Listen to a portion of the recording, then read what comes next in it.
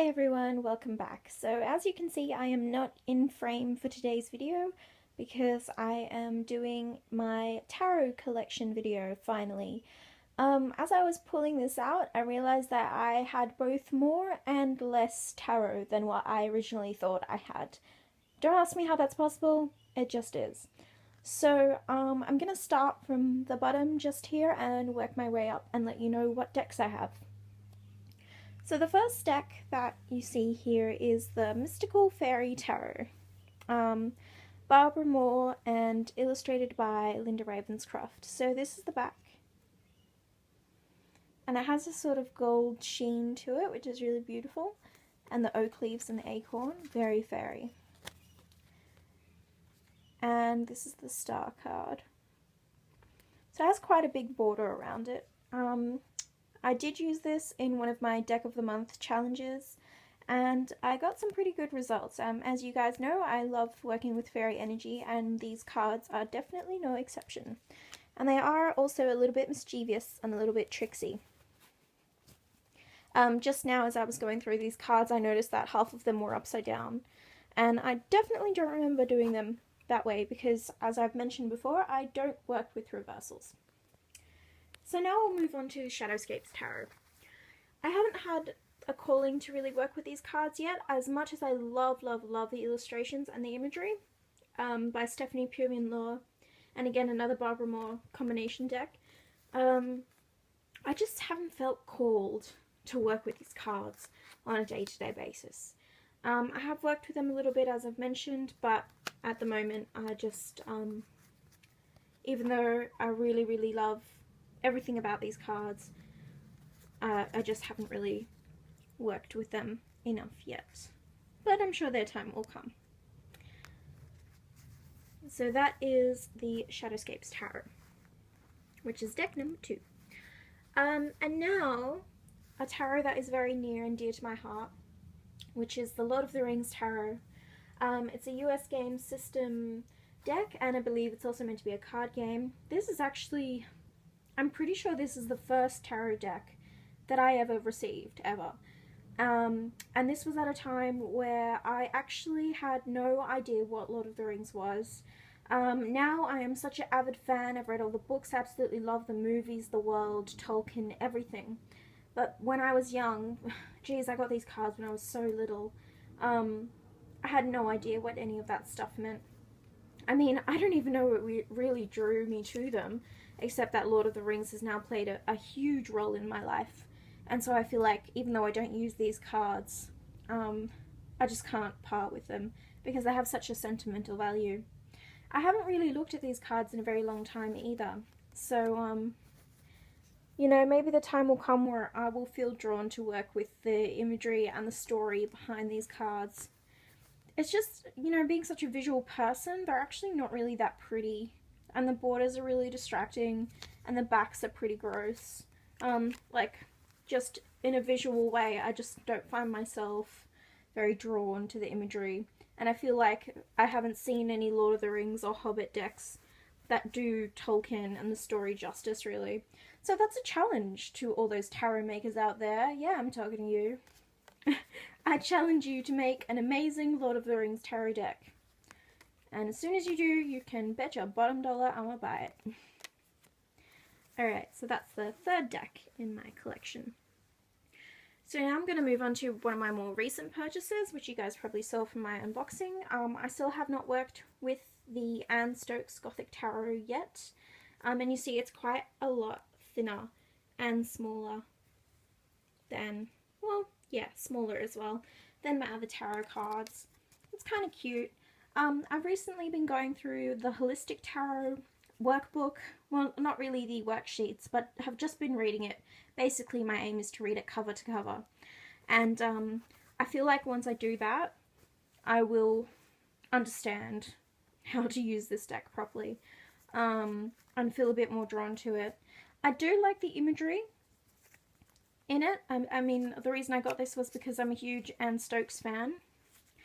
But the backs, again, are sort of crappy and novelty. And, yeah, I just haven't really felt called to work with the deck yet. but I do really like the imagery. Look at that cute dragon. Anyway, moving on. So this is deck number 4. To my beloved Dark Royo Tarot. So I did a review on this, as most of you guys know, and thank you Almoon513 for, you know, so generously sharing that on your channel. I really appreciate that. As you guys know, this is one of my absolute favourite decks. It does contain some nudity. Luckily, lucky that I pulled the card that has no nudity in it.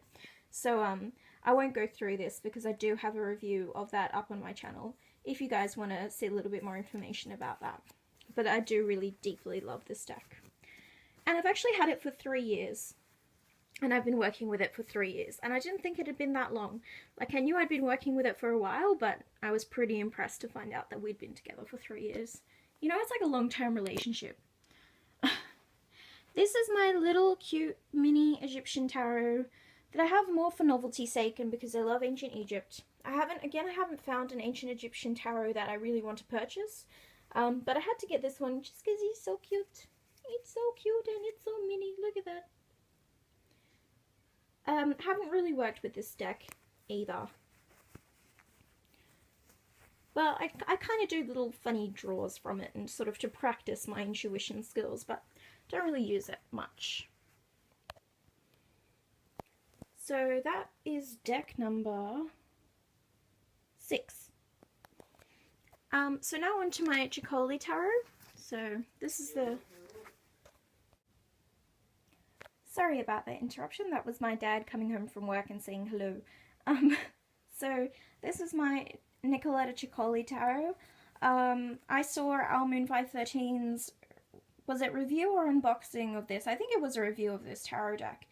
And immediately fell in love with the imagery.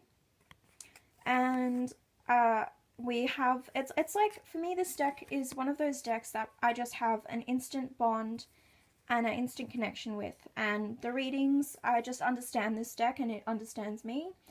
And I just get everything that this deck says. So I've got this sort of what I consider as the original backing. There is another version of the backing, but I did specifically look for this one because I liked this one better. So yeah, this is really one of those like old friend decks, like, you know, meeting someone that you think you've never met before, but you've actually feel like you've known them your whole lifetime. That's what this deck is like. So that is deck number 6. Then again, I'm going to move on to one of my newer additions to my tarot collection, which is, now let me get the name correct, the Tarot of the Sweet Twilight. I did my first reading with this and it was super, super powerful on the full moon a couple of weeks ago now. And yeah, it was just spectacular. I won't go into too much detail because I do plan on reviewing this deck eventually in the future when I've had enough time to work with it. So that's the backing. I love the backing to this cards, and I love the colour of these cards, and the illustrations and the world really that it puts you in. I'm very much into tarot decks that transport you and tarot decks that you can journey with as well. And this is definitely one of those decks. I'll just show you a few of the cards. I mean, they're just so spectacular. To the point where, you know, like, I haven't even bothered to look at the guidebook because this is another one of those coming home decks where I just feel like I know all the messages and symbolism, that this deck is trying to give me, and I've written my own meanings, and I just feel like I really resonate with this deck, and I look forward to using it more in the future. So I can't remember who did the illustrations for this deck, but in my review I'll put all those details in eventually when I get around to it, doing my review. So that is deck number 7. Now I have the Universal Waite Tarot deck. So this is again the same illustrations by Pamela Coleman Smith, but I really like the colouring of this deck rather than the traditional Rider-Waite Smith colouring, which is too bright and harsh and gross. I've actually been using this deck with my working and reading of the Holistic Tarot because I find it really it's been really, really grounding in establishing sort of my understanding of the tarot system, what each card means, and sort of going through things properly, because I've... Sorry about that. Yet again, my phone decided that it would run out of memory, so I'm going to have to be quick. I've only got one more deck to show you guys anyway, and that's the end of my tarot collection. So this is actually an inheritance from my grandmother who recently passed away.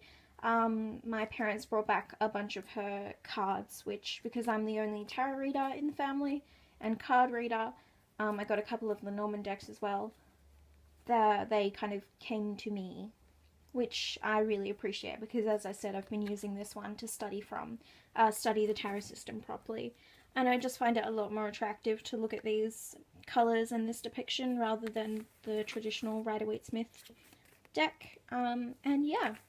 Okay, so my last deck, which will be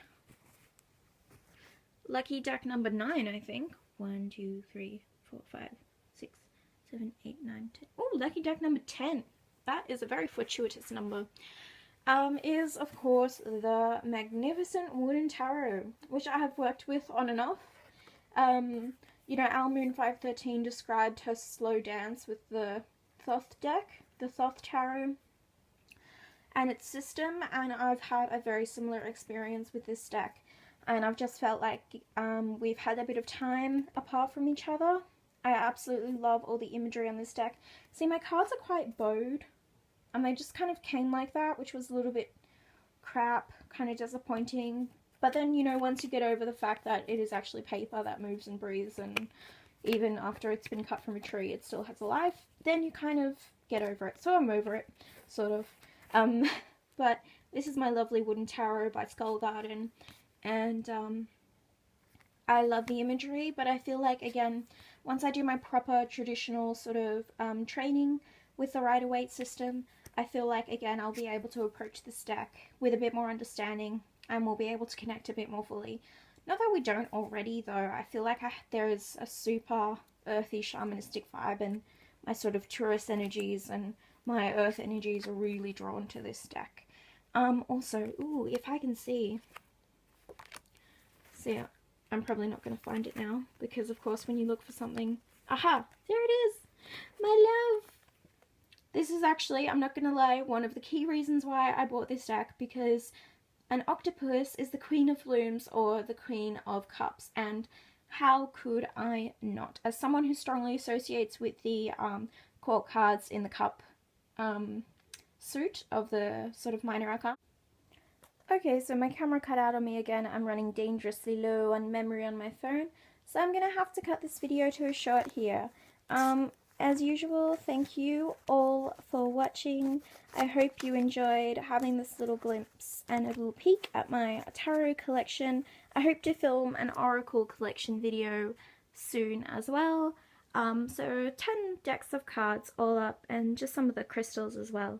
Once again, thank you all for watching. I'll see you all in the next video. Bye!